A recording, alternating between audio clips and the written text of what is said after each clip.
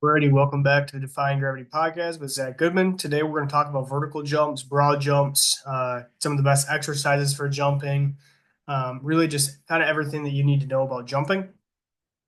So we're going to get started. So the first thing that I want to talk about before we start talking about exercise selection, things like that, okay, is the need for strength. Okay, if you listen to this podcast long enough, you'll hear me harp on relative strength and different ratios and why it's important and acceleration, things like that. Okay. If you're brand new and you've never listened to this podcast before, okay, just a couple things we need to understand before we start talking about specifically why we pick certain exercises, how we waive training, and how you kind of sequence some of the stuff for your jump training. Okay. The first thing we need to understand is that acceleration is solely dependent on relative strength levels. Okay. And so what I mean is your ability to go from 0 to 100, your ability to accelerate your body mass is solely dependent on how strong you are relative to that mass, right? So it's just classic Newton's laws of motion. If you want to move a mass faster, you have to apply more force. Okay. Force is going to be dependent upon that mass, right? So the stronger you get, the more force you can produce to move a mass, right? So think of it like pushing a cart. The more mass you put in the cart, the more things you put into the cart, you would produce more force to overcome that mass and to accelerate it through the constraints of gravity. Okay. The same exact laws dictate how fast you run and how high you jump. Okay. So you need to be able to produce enough force, greater force, to overcome your own body mass, to accelerate your mass, to propel your mass through ground force, through the constraints of gravity. Okay. So this all comes down to ground force. How much force can you put into the ground to propel your body mass, to create ground force, okay, to propel that body mass through the constraints of gravity, okay. So number one, first and foremost, you have to get stronger. Okay, I'm going to echo that a few times throughout, but your ability to jump higher or jump further is solely dependent on your ability to produce mass specific force. Okay, simply you have to produce more force relative to mass in order to accelerate. Okay. Jumping is just a measure of acceleration. It happens very, very quickly. Okay. It is a steep increase in velocity, a steep change in velocity. Okay. So jumping is acceleration. Okay. Second thing we need to understand about strength. Okay. Not all strength is equal. Okay. If I get stronger at my bench press, my jumps aren't going to jump higher, right?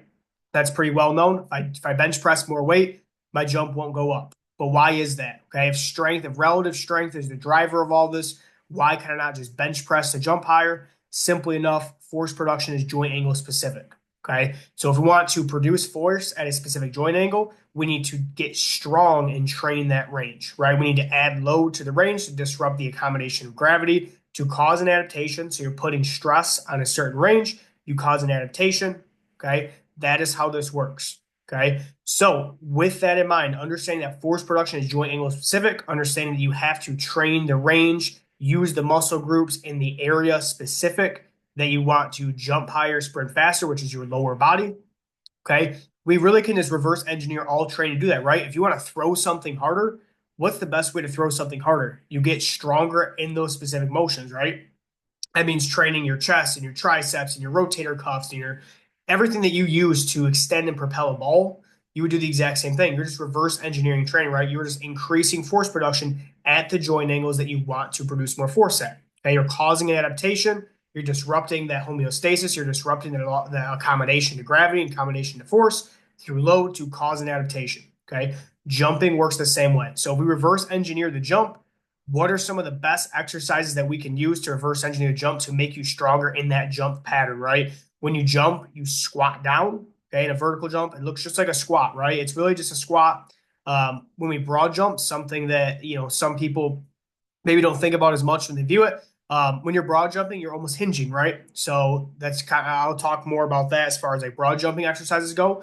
Okay, but first and foremost, we're just using the weight room to reverse engineer actual movements that we test. Okay. My athletes, I would not have them lift weights if it didn't make them faster, didn't make them more explosive. The most important reason that we lift weights is to increase force production at specific joint angles so that we can sharpen that force at high velocities by using and practicing these movements over and over. Okay. So for the vertical jump, we said it's basically just a squat, right? We're just reverse engineering the vertical jump. You squat down. You're going to squat down ideally in some sort of, high kind of vertical torso. when you squat, you're going to push through your feet. It's going to be a very quad dominant, kind of knee dominant type of motion. They are producing force really from the quads. Okay, you're not really going to hinge in a vertical jump. That would kind of project force in a non-optimal way. Okay, so what are your best exercises for the vertical? What do we use with my athletes? Okay. First one, we box squat. Okay. Again, I'll say this for the box squats. Okay. Right now, currently, our box squat training is being done to a 12-inch box, which has always been done to a 12-inch box. Okay. But instead of a solid topper on top of it, okay, to add some height, we're using a foam topper currently. Okay. That foam topper is 6 inches in foam. So when somebody looks at the box, okay, you have a 12-inch box, you have 6 inches of foam, that means 18 inches at the very top. When they squat into the foam, they sink down, so their bottom of their depth is lower than 18 inches. That puts them right around that like 13 to 15, depending on how much mass is on them, how big they are, that type of thing. Okay. So that's for the box squat. We're using a 12-inch box. We're using a foam pad. It's about 6 inches thick. Okay. If you have questions about where I've gotten that from, I don't have the one from Elite FTS. I bought these ones off Amazon, much cheaper, same exact thing, and they're a little softer, so you get a little bit. They're a little bit better, I think, in my opinion, for really cueing the athletes to push through their feet. If you have too hard of a pad, they can still hinge, and that was one of the problems that I found with the solid box. Is that it turned more hingy when you got up to really heavy weights. The body naturally kind of wants to hinge those. But by using a softer kind of pad, it really cues the body to push through the feet first because you really can't hinge into something that is not very stiff. Okay. So that is the reason we're using that foam pad, and that's helped my athletes quite a bit, kind of without me really having to coach it. It's allowed them to just kind of figure it out, which is, really the most meaningful way of them learning this stuff is when they feel it rather than just me telling them what they should be feeling. When they actually feel it, that's an important thing. Okay. So number one, the box squat. Why do we box squat? Okay. First thing, that static overcome dynamic, that contrast reactive method that we're getting. Okay. I think I've talked about this in previous podcasts. I talk about it online all the time. Okay, when you squat down, there's a collision that happens between your mass and the box. Okay, that collision causes the bar and the mass to come to a static state. In order to overcome that static state, you have to then produce force into the ground to then reverse and accelerate that mass. Okay, that is the static overcome dynamic method. Okay, that can also be used for the bench press as well, pause bench. When you come down, that collision between your mass and the bar, okay, creates a static state of the bar, and then you have to, basically summon and recruit motor units very, very quickly, okay, to create and reaccelerate, okay. That method is very, very powerful for jumping, okay. It's very powerful for the nervous system, okay. To use that contrast method that really teaches the body to, fire a lot of motor units all at once. It sharpens discharge frequencies, okay, which is really just how fast you can contract and how fast you can fire motor units and fibers and things like that, okay. So we want to make sure that we're using that method often when we're using the box squat. Okay, one of the problems with box squat, if you just plop down or you just touch and go, you hit the box and you kind of use it as almost like momentum. Like I see a lot of like coaches that do this. They squat to high boxes or they squat to boxes and they bounce off them. Okay, that defeats the purpose of the box squat. The reason we use the box squat is for the collision. Okay, and by collision, we want the weight to become a static state. Okay, it's the reason pause squats are not a good option. Pause squats don't create a true static state because there is no collision. Okay, you want the collision of the box so you can come to a static state. So then you have to re-accelerate that load from basically a dead stop. Okay, pin presses, same thing. Okay, those are all good exercises. It's just a static dynamic method. Okay, so box squat number one, that is a great exercise. You should be using those. Second exercise that we use for strength, for the vertical that we use in the weight room to kind of reverse engineer the squat is going to be a heel elevated back squat. Okay. This is going to be a free squat motion. This is going to be a high bar. So it's going to be a high bar. We're going to elevate the heels and we're going to squat ass to grass. Okay.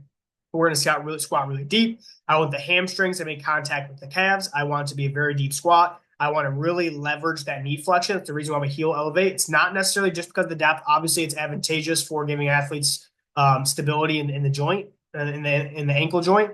Okay. Obviously, it provides stability for below the knee. But ultimately, what we're doing is we are creating a more advantageous position of the knee. Okay, we're creating a better joint angle for the knee to really where we want the knee to almost go over the toe.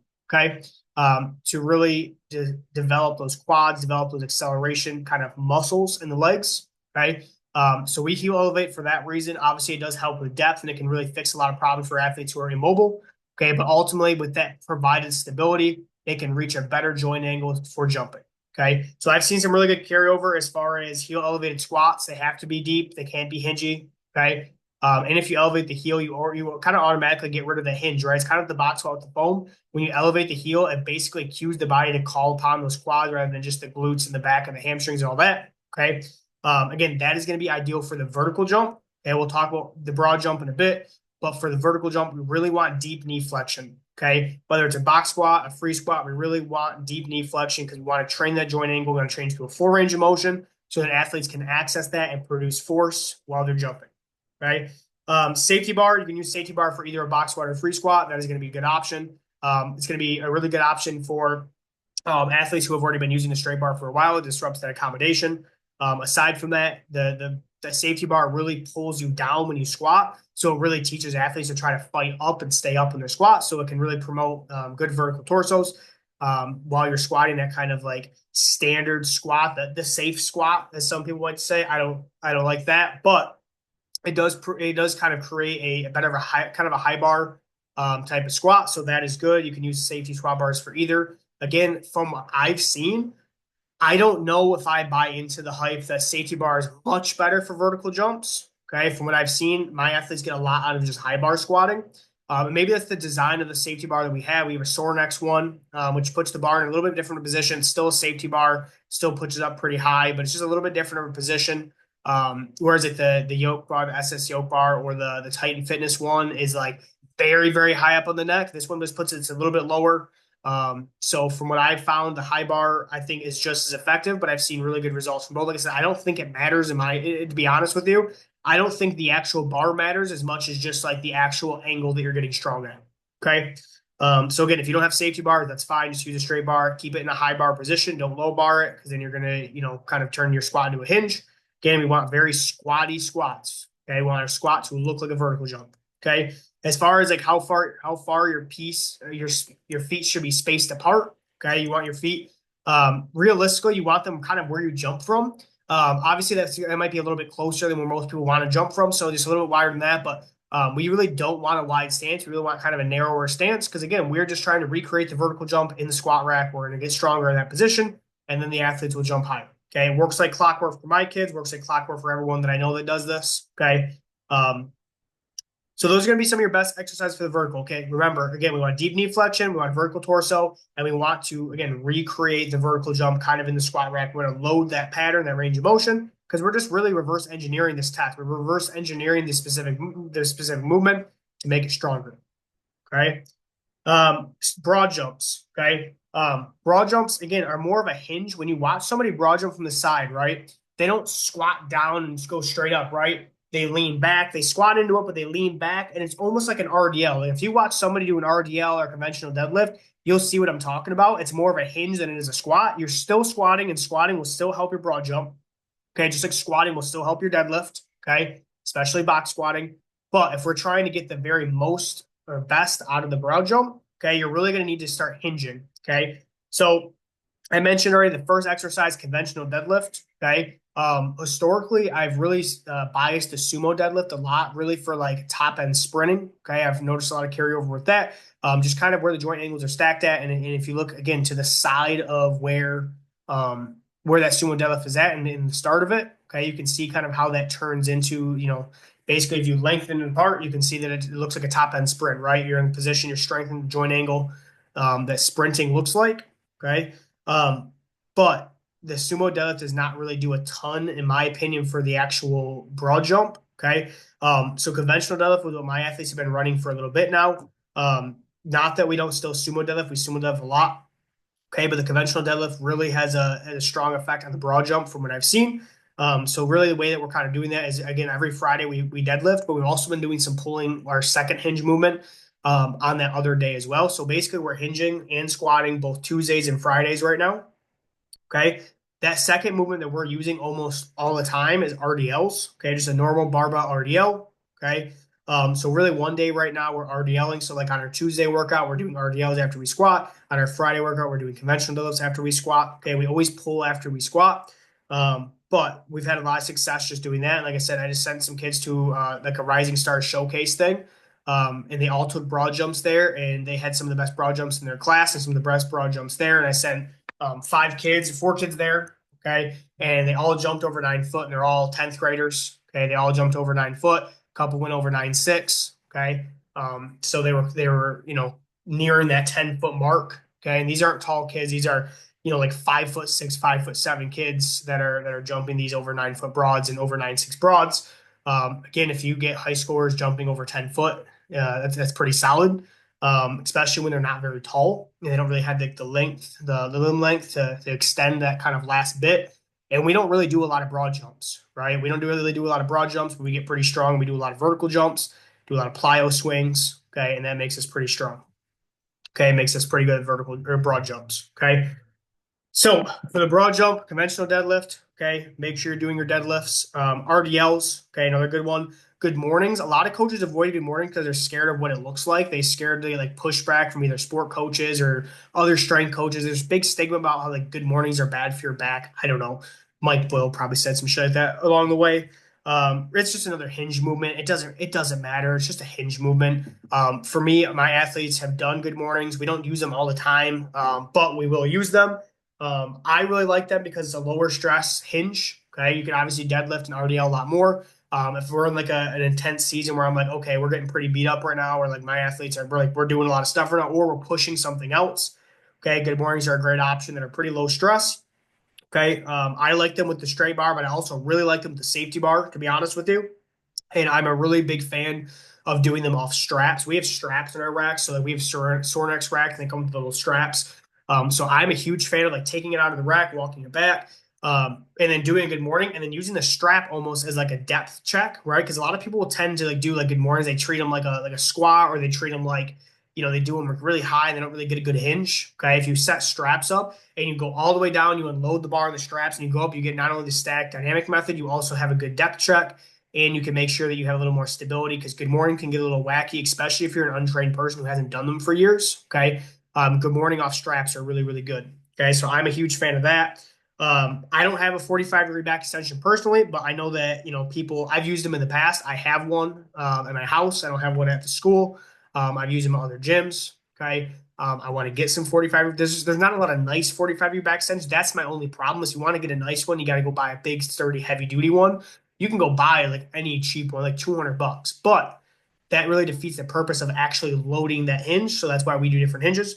Um, Again, hopefully something that we get in the future, and I can talk more about it. But the 45-degree back extension, exact same thing, right? We are just loading a hinge pattern. We are loading the lower back, the glutes, the hamstrings. Okay. One of my buddies, okay, Jared Binney, he has one. I think he has a Sornex one. I'm not sure exactly what brand he has. But he's been doing those for years, those 45-degree back extensions with a barbell. I think he uses the safety bar on them. And so he'll use those as an accessory. And again, like he doesn't do a lot of deadlifting, but he'll do a lot of those. His athletes broad jump pretty well too. Okay. Again, he's just training that hinge pattern with that. It's a pretty low stress one because you're not going to deadlift as much as you 45-degree back extension. Okay. In the grand scheme of things, you can kind of keep some of that load and some of that stress off the nervous system to allow you to get a little bit stronger in other places while still attacking those certain muscles. Okay. Other thing that I'm a huge fan of, again, I do not own one of these. Okay. So I can't report back exactly how this works, but I have a really good idea of how I would use it if I had it because I've done this with bands. Is known as the back attack. Okay, I think Sornex has this machine as well. I haven't seen it from anybody else, but basically, it's a good morning machine. Okay, offers stability, trains a hinge. Okay, you can load it, with pins, whatever. I've done those with bands. I've kind of set this up with bands, and I've done that, and I think that's really effective. I don't really do those with my athletes very much, just with logistics and what we're using bands from other things. But like a back attack is something that's on my list of things I want to get. Obviously, in a high school, you can't have everything, and like not everything makes sense as far as like budget and room size and things like that. But that is something that we're definitely going to get in the future. And I think that would be really good for our broad jumps. Okay. But again, at the end of the day, we're just trying to strengthen the hinge. So in the vertical, we strengthen the squat. In the broad jump, we strengthen the hinge. Okay. Jumping exercises. So we're going to talk a little bit more about jumping exercises. Okay. Um, I don't do any fluff training. Okay. And this is one of the things that triggers me online is like I go online and see like explosive jump workout or like lower body session for athletes. And it's just like a bunch of fluff, right? It's a bunch of like unilateral BS, a bunch of low intensive plyos, a bunch of unloaded plyos, a bunch of stuff that's not tracked. Like literally, it's just like, how do you know this kid's even getting better? You have no idea. Okay. That is my big pet peeve with all training. If you're not testing or tracking, you do not know if you are getting better. Okay. You cannot call something a speed workout if you do not test the speed. You cannot call something a jump workout if you don't test the jump. you have to test. You have to have a way that is a sustainable way to test where it's the same every single time. You can control variables. Okay. If you are not testing in similar conditions with the same equipment consistently over time, and you have no idea if you're getting better. Okay. That is one thing I pride myself on with my athletes is that we test everything. We don't just do anything for fluff. We make sure that we are testing everything in some way, whether we're just, making sure that we're increasing load, or we're making sure we're tracking our weights for our squats and benches and things like that, or we're tracking things with VBT, or we're tracking things with the jumps, or we're tracking things with the lasers. We are tracking everything, or we're tracking things with timers. Okay. We track everything. Okay. So the dumbbell jumps, okay, I talk a lot about dumbbell jumps. Again, if you have not picked up Explosive Mechanic Jared Bidney's book on dumbbell jumps, go do so. Okay, the book's been out for a minute. I don't even know if he has it in stock anymore, but I've had my copy a couple of years now. Dumbbell jumps, he put me on to these, okay, along with Michael Fahey. They both put me onto these dumbbell jumps, okay. Really, Fahey was the one that kind of gave me like the original kind of, things that I did with the dumbbell jumps, and since then I've kind of done my own thing with them now, that I've kind of found works, better for where I'm at when I do. But he was like the first person that kind of introduced me to this, how dumbbell jumps work, how to program them, what they should look like, percentages, all that good stuff. Okay. Dumbbell jumps are going to be your best friend, your best weapon for rate of force development when it comes to jumping. Okay. If you want, I think actually I'm gonna post this. I'm gonna post this online. I have a little excerpt from Dr. Yesus, and it says the fastest way to increase sports performance is to load the sport movement. Okay. So the fastest way to create adaptation for a sport specific strength is to take the sport movement and then load it. Okay. What we do with jumping is we take jumping and then we just add load to it. That's all we're doing with the dumbbell jump. If you want athletes to jump higher, you add load to it and they get better at it. Okay. There's certain things that this works really, really good with. There's also certain things that practically that doesn't work good with, like sprinting, for example. This tends to not work very good with. But like jumping, this works perfect with. Okay. The reason we choose dumbbell jumps, they're easily loadable, easily, everybody has access to them. They're very convenient. They're very consistent as far as metrics go. They're very stable, like a kettlebell or something like that. Okay. They allow for small increments. So like when you're waving these, they're very, very consistent. And the way that they kind of flow when you jump up, they're able to work around your body instead of kind of getting in the way. If you're in a trap bar, you're almost closed in. These kind of allow you to jump a little bit more freely and really, really extend into the jump. When you use a trap bar, you really can't extend or like really hit that second gear in the jump. Like if you test jumps, you know what I'm talking about. That second gear in that jump, you really can't get there with something like that. Dumbbells kind of solve all those problems and are a really convenient way to load the jump. So dumbbell jumps, we will do those twice a week, all year round, no questions asked. Okay. Always on the OVR performance. We used to use the jump mats. Okay. We don't have the jump mats anymore. We got rid of them. But now we use the OVR performance jump devices. Those are awesome. So every single day we will take usually about 6 to 8, or I'm sorry, not 6 to 8, 4 to 6 dumbbell jumps. Okay. Max effort singles on a feedback device. Okay, and then we'll go into our unloaded jumps, our unloaded verticals. Okay, so those are the two big exercises for the vertical. Is you need to do your dumbbell jumps, you got to do your unloaded jumps. Okay, those also translate over the broad jump very well. Okay, if the vertical is going up, you're pretty safe that the broad jump's also probably following, right? The same thing if your squat's going, your deadlift's probably going up too. Okay, everything's interconnected. Okay, obviously we can get like very specific and like certain exercise, certain things. But at the end of the day, if you're getting stronger and you're relatively in these areas and you're getting faster in these relative areas, you're going to pretty much get better across the board, right? If you jump higher, you're going to run a little bit faster. If you run faster, you're probably going to jump higher. It's all interconnected. The crazy part is that coaches try to disconnect all this stuff. It's all interconnected. The nervous system connects all of this. Okay. So dumbbell vertical jumps, unloaded vertical jumps, always done an OVR performance device. Okay. Love that. Love OVR. Third thing that we do that a lot of people don't do, and part of it is like obviously you can't find this machine really anymore, especially the model we have. Aside from that, it's like it's not very logistically sound for like a lot of programs. Like it's expensive, but we use the plyo swing. I think I've talked about the plyo swing a couple podcasts ago. Okay. We use similar loading parameters with the plyo swing. Okay, I wave them similarly to the dumbbell jumps. We will use the plyo swing usually once a week, if not twice a week, always with VBT. The reason we don't use it always twice a week is because on that second day, Generally we deadlift, and that's a really intensive strength day where we're squatting maximally and we're deadlifting maximally. And so I really try to stay away from the plyo swing because we're already doing dumbbell jumps and unloaded jumps. Okay. So I tend not to do plyo swings on the second day. Sometimes we will, depends on if I get rid of like a real true deadlift off the ground, we do like rack pulls or something, then I'll probably put it back in. But if we're pulling off the floor, that's a pretty taxing thing that I don't also want to try and feed plyo swings to them. Again, training economy is still real. You only have as many resources, per session as you have.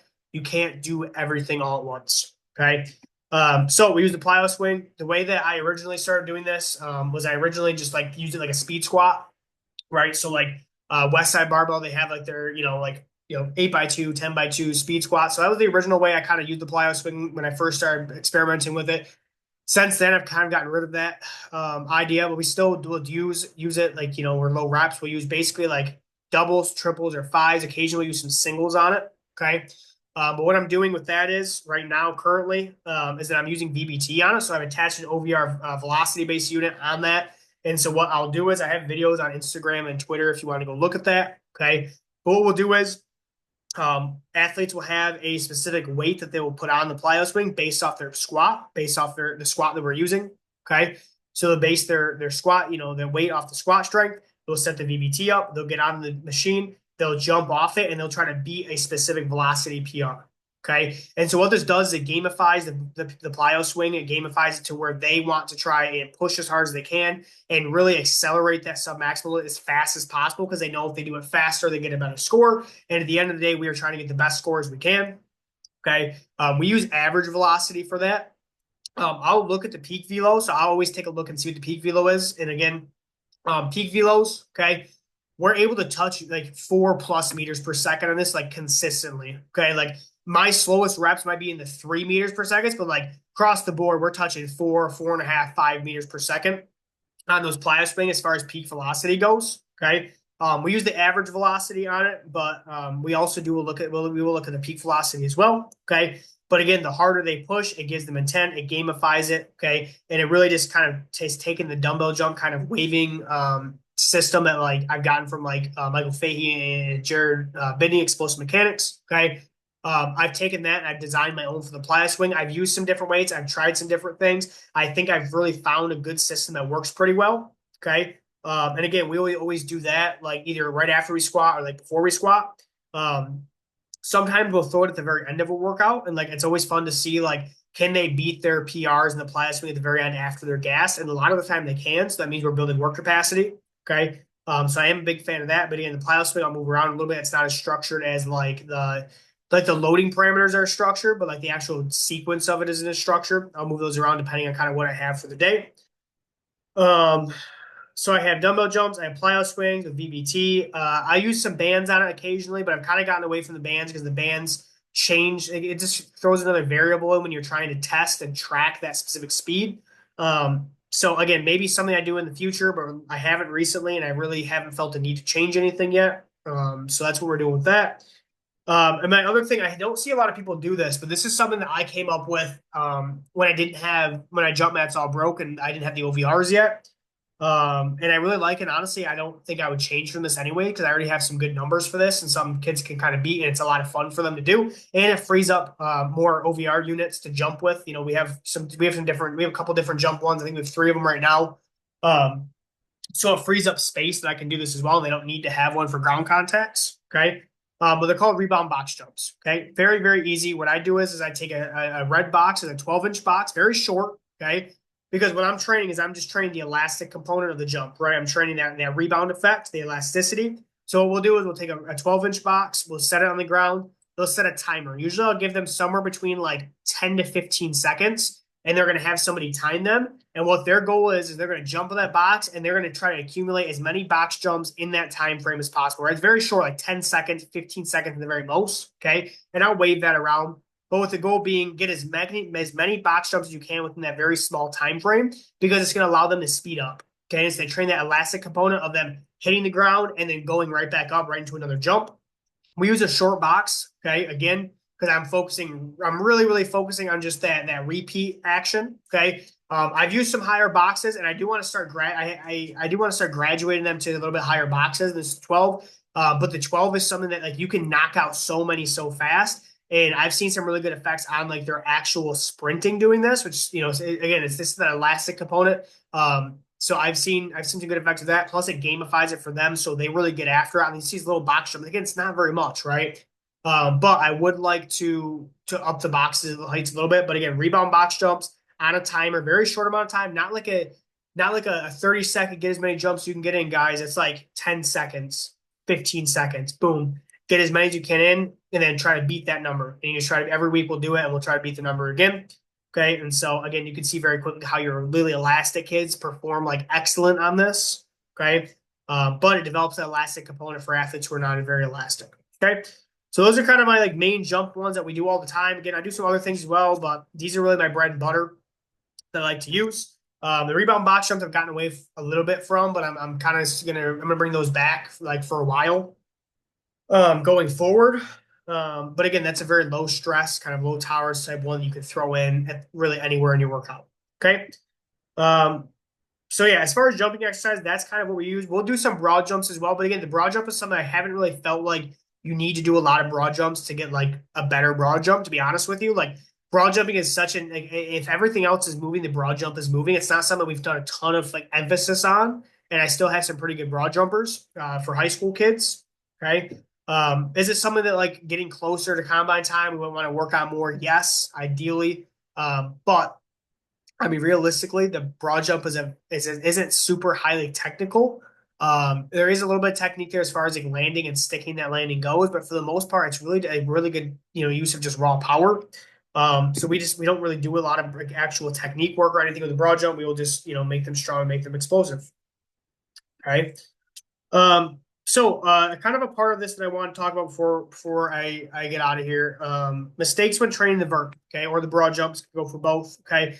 Here's the biggest mistakes I see people do. So like this is kind of a check mark list of things that I would say this is not good training. This is not good jump training. Okay.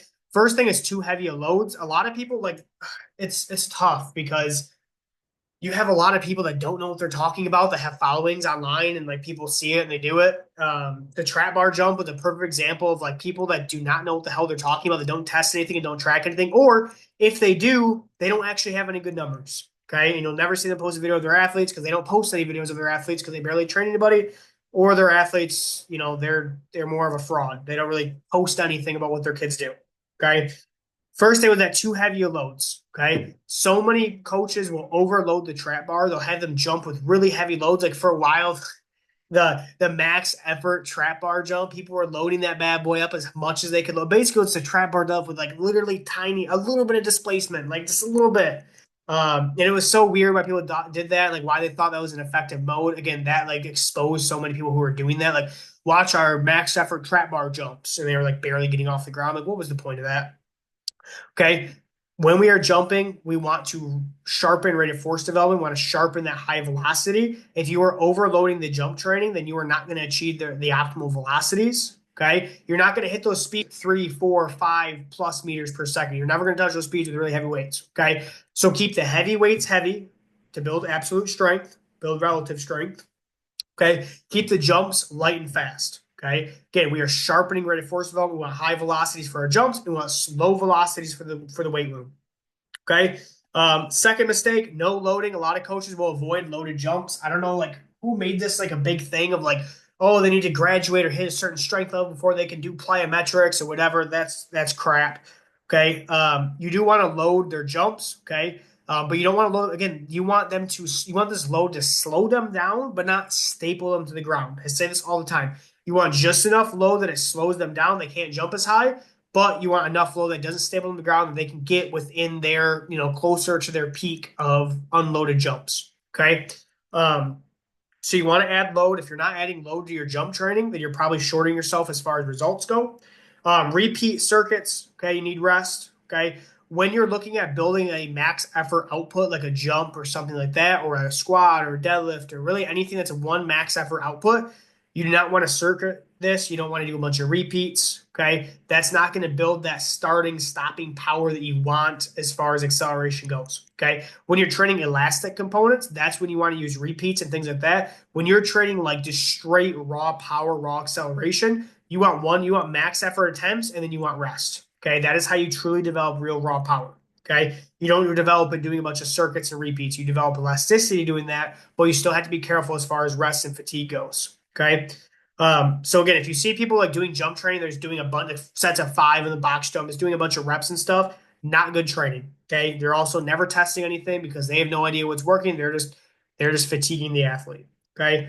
Number four, mistakes when training the vert. Not tracking. You have to track the jumps. Okay. If you don't have a jump device, I know OVR makes it really affordable. If you can't afford something that a couple $100, that's okay. Raw jumps are a great way to track that. Even if you had to, actually set up some sort of like little tape thing on the wall to track the jumps. Okay. You want to make sure that you are tracking jumps in some capacity. It is very, very important. Or if you can track the speed, if you don't have a jump device, but you have VBT, track the speed of the jumps. Okay. The speed and the vertical are the exact same thing. They're the exact same thing. The how many inches you get off the ground is literally the same thing as how fast you jump. You can only jump as fast, you only get off the ground as fast as you can jump. You have to create enough force in the ground to accelerate your mass faster, right? To accelerate to a greater velocity. The only way to get higher is to accelerate to a greater velocity, put more ground force in the ground relative to your mass to accelerate faster vertically. Okay. So if you don't have a jump device, just VBT it. Okay. Or if you don't have VBT with nothing, again, track the broad jumps, and then you can use a timer. Okay. You can use a timer, you can watch them. Okay. There's different ways to do it, but you have to track the jumps. You have to have some sort of measurable to show improvement. If you're guessing, then you're not improving. Okay. Five, not squatting properly. Okay. You need to squat deep. You need to squat high bar. You need to squat with a narrower stance. Okay. If you are hinging your squats, you're wide stance, you're not squatting to depth, you're not making the most out of the jump training. You have to squat properly. Okay. Other thing, you have to squat heavy. You can't avoid the heavy squats. The heavy squats will make you stronger, increase your relative strength, so then you can go and sharpen it on the velocity on the jumps. Okay. If you're doing speed squats, you are eliminating half of the thing that you are trying to do. Okay, we have to not only get stronger, which is going to happen with heavy loads, near maximal loads, with low reps. Okay, but we have to sharpen it.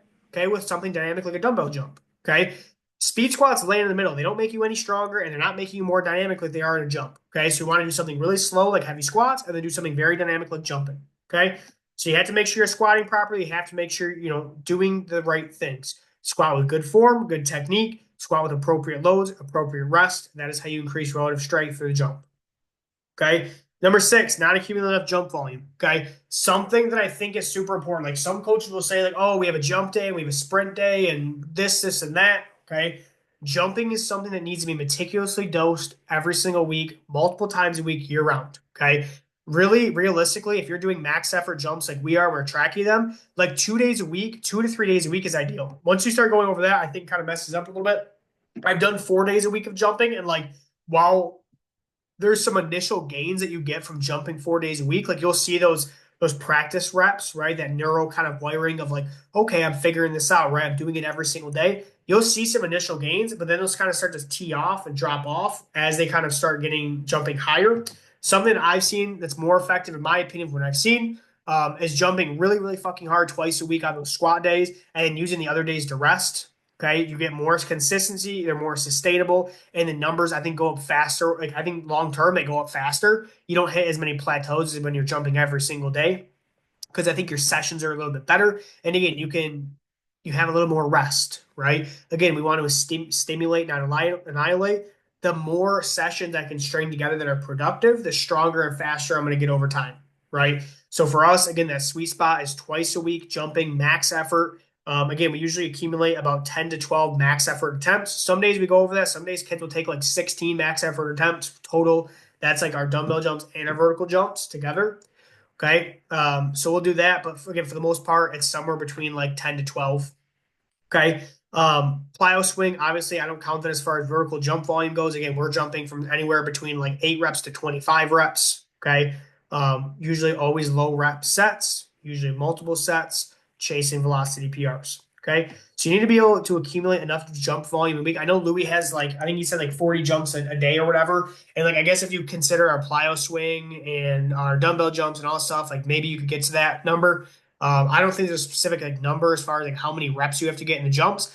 The main thing is that you have to give yourself enough reps to stimulate. And to me, that's really like probably like 10 to 20 max effort attempts. Okay, that's enough to stimulate, and that's enough that you could do in one session. And you really want to spread that out across the week. So like somewhere between like 20 to 40 max effort jump attempts is like ideal, optimal. You don't want to go over that. It's a perfect world. Okay. You can go like into the 60s. Okay. You jump 3 days a week and you add an extra day. Okay. That can work pretty well as well. But you have to lower the dosage a little bit if you're going to jump 3 days a week. You can't just blast it all week. Okay. Same thing with sprinting, like a couple days a week, max effort, very low volume, high frequency, done year round, along paired with good strength work, you're going to make really, really good progress. Okay. And then our last kind of mistake that I notice a lot is people don't address the feet and the ankles. A lot of people will, not a lot of people. Most people don't do the vertical jumps right, or really most things right. But like what I've noticed with coaches who have all the other stuff right, but they're missing this part is they do the squatting, they do the dumbbell jumps, they do all that stuff, but they don't do anything for the ankles or feet. They don't do any elastic work. So like pogo jumps, those rebound box jumps, a lot of marching, sprinting. They may not sprint very much depending on what their logistics look like. Those things strengthen that point of contact. Okay. So like again, everything starts from the feet and goes up. Okay. You can't have a weak point of contact because that force disperses. You want that force to be very like compact, right in one spot. That's how you become more efficient at producing ground force. Okay. Track guys have this right. A lot of track guys do a lot of elastic work, but then they miss the weight room work, right? This is something that like one of my good friends, Brandon Bird, has this so good is like he has the weight room stuff right. Okay. And he has all those elastic things right too, right? He's doing a lot of elastic work, a lot of sprinting, a lot of jumping, things like that. He has those things right. And then you pair that with good strength work. It's like, boom, that's why his athletes are so good. Okay. So you have to address everything. If you only address a couple of things, like, yeah, you're going to make great progress and you're going to get better results than most people. But at the end of the day, like, do you want the best result or do you want better results than the next person? If you want the best result, you have to try to address everything. Doesn't mean address everything all at once, but it means that you have to be meticulous, you have to be on top of it, and you have to sequence things correctly to get the desired result. Okay. Um, so that kind of wraps up like my spiel on jumping. Those are some exercises I like to use. Those are some things that I notice a lot of people get wrong. Okay. Again, if you have questions on something that I said, or you need some clarification, if you got confused in some of the part of this, okay, let me know. I'm pretty accessible on Twitter. I'm pretty accessible on Instagram. If you shoot me a message, I usually get back to people quite frequently. Okay. But that is all I have for this episode. Okay. I hope you enjoyed it. I hope you gained something from it. Again, if you have any ideas, there's some things you want me to cover. There's something you see in my videos, you see on Twitter, you want me to talk about, please let me know, and I will try to make an episode of that. Okay. Thank you for listening. Peace.